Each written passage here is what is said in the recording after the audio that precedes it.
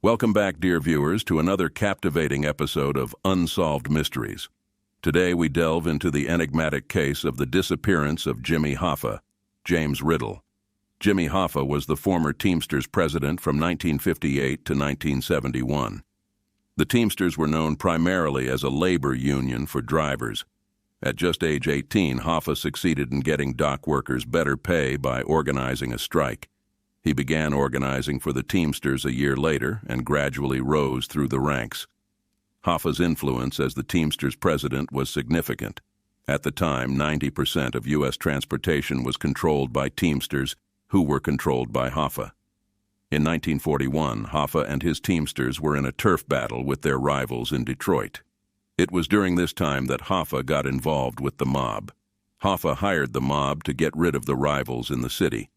Although it worked, Hoffa was essentially owned by the mafia.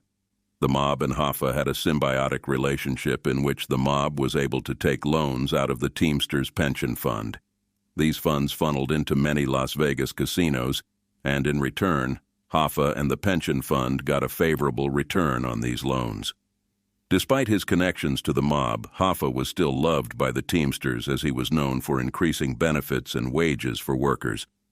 Throughout the 1940s and 1950s, Hoffa was able to have good relations with the mob until he started a 13-year prison sentence in 1967 for crimes including bribery, jury tampering, and mail fraud.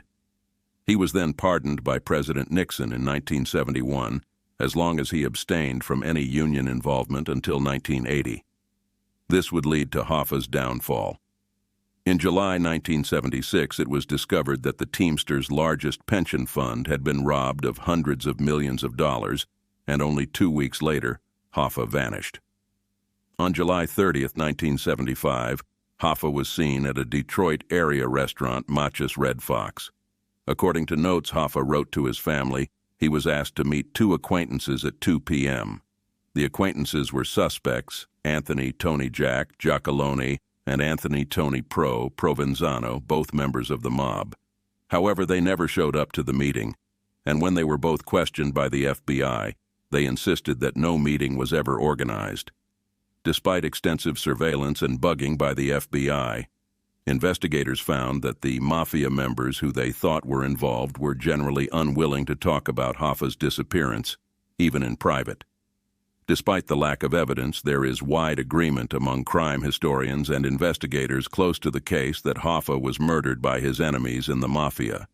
However, key details of his disappearance remain either unknown or unprovable, and this has ensured that no individuals have ever been charged in relation to the case.